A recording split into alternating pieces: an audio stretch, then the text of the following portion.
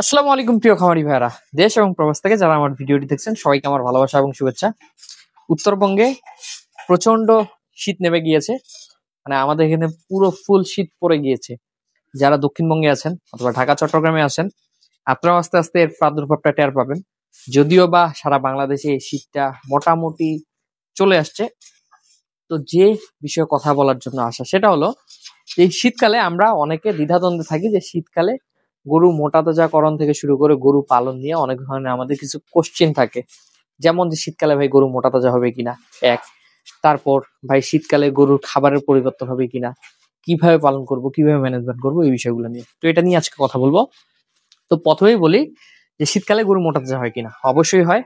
মোটা তাজার জন্য নির্দিষ্ট কোনো সময়ের প্রয়োজন হয় না, যে শীত বা গরম। শীত গরম উভয় সময় গরু মোটা তাজা হয় বলেই বাজারে আমরা মাংসের গরুগুলো পাই, মোটা মোটা গরু পাই না। হলে শীতকালে মাংস খাওয়ার জন্য গরু পেতাম না, মাংস খাওয়ার জন্য গরু থাকতো না, সব শুকনো গরুই থাকতো। মোটা গরু বাজারে পাচ্ছেন, এর মানে বুঝতেই পারতেছেন যে শীতকালে কেউ না কেউ মোটা তাজা করতেছে।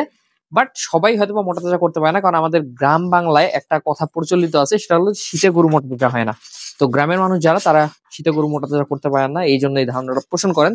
বাট যারা মোটামুটি বিজনেস আকারে খামারটা করছেন, তারা কিন্তু শীতকালে গরু মোটা তাজা করেন। কাজে তারা জানেন যে শীতকালে মোটা তাজা করা যায়। যেহেতু আমাদের খামার 6 মাস তো আর খালি থাকবে না, শীত গরম দুইটাই থাকবে সারা বছর। 6 মাস শীত, 6 মাস গরম। তো 6 মাস তো আর খালি থাকবে না শীতের সময়টা। কাজে শীতে আমরা গরু রাখি, যেহেতু গরু মোটা হয় বলেই রাখি, নাহলে আমরা খামারটা ফাঁকাই রেখে দিতাম। শীতে আমি একটা জিনিস দেখছি, গরু আরো ভালো মোটা তাজা হয়। কারণ শীতকালে মোটামুটি গরু একটু রেস্ট বেশি নেয়, অলস হয়ে যায় গরু। একটু হাঁটা নড়া কম করে, নড়াচড়া কম করে, কাজে পরিশ্রম কম হয়। আর পরিশ্রম যখন কম হবে তখন কিন্তু গরু মোটা তাজাটা মোটামুটি একটু বেশি হয় গরমের তুলনায়। আর অনেকে আমাকে বলবেন যে শীতকালে খাবার চেঞ্জ হবে কিনা। না, শীতকালে কোনো প্রকার খাবার চেঞ্জ হবে না। আমরা গরমে যে খাবার খাওয়াই, শীতেও সেম খাবারই গরুকে খাওয়াবো, একই খাবার। কারণ আপনি যদি একটা জিনিস লক্ষ্য করেন যে বাজারে বিভিন্ন ধরনের ক্যাটল ফিড পাওয়া যায়, এই ক্যাটল ফিড গুলা কিন্তু শীতের জন্য এবং গরমের জন্য আলাদা আলাদা ক্যাটল ফিড হয় না।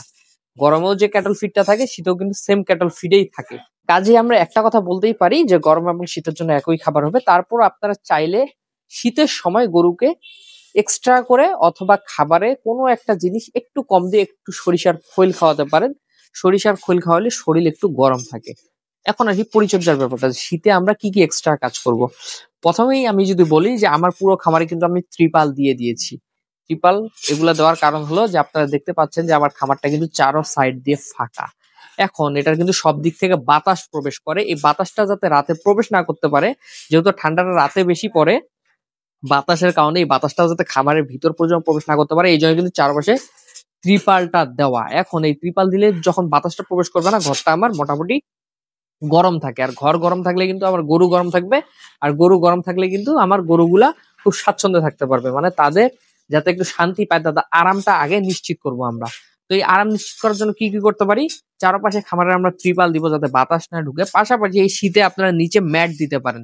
যদিও বা আমি ফ্লোরে ম্যাট ব্যবহার করি না, এটা আমি আগে থেকেই করি না, এখন পর্যন্ত করি নাই। ম্যাট ব্যবহার না করলে অনেকে বলে অনেক সমস্যা হয়, খুর ক্ষয় হয়ে যায়, এই সমস্যা ওই সমস্যা। বাট আমার এই ধরনের সমস্যা কিন্তু হয় না, বা এটা আমার অভ্যস্ত হয়ে গেছে। আসলে গরুকে আপনি যেভাবে অভ্যাস করাবেন, তারা সেভাবেই থাকবে। তো আমার গরুকে আমি এভাবে অভ্যাস করানোর ফলে আমার গরু কিন্তু খুব সুন্দরভাবে এভাবে থাকতে পারে ম্যাট ছাড়া। বাট আপনারা অবশ্যই ম্যাট ব্যবহার করতে পারেন শীতে, অথবা নিচে খড়কুটো দিতে পারেন শীতকালে। এই দুইটা কাজ। তৃতীয় যে কাজটা সেটা হলো যে আমরা খাবার দেওয়ার সময় শীতকালে এমনি আমরা ডিরেক্ট ঠান্ডা যে পানি খেতে দিই গরুকে, এটা দিব না।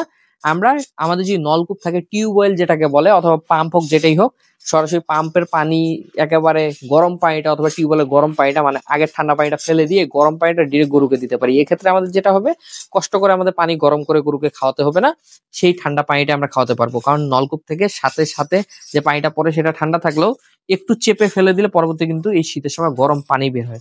তো এই গরম পানিটা আমরা গরুকে দিতে পারি। এছাড়া আপনারা যদি পারেন তাহলে একটু পানি গরম করেও খাবার দিতে পারেন। বাট আমার মতো যদি আপনার অনেক গরু হয় তাহলে তো এটা পসিবল না।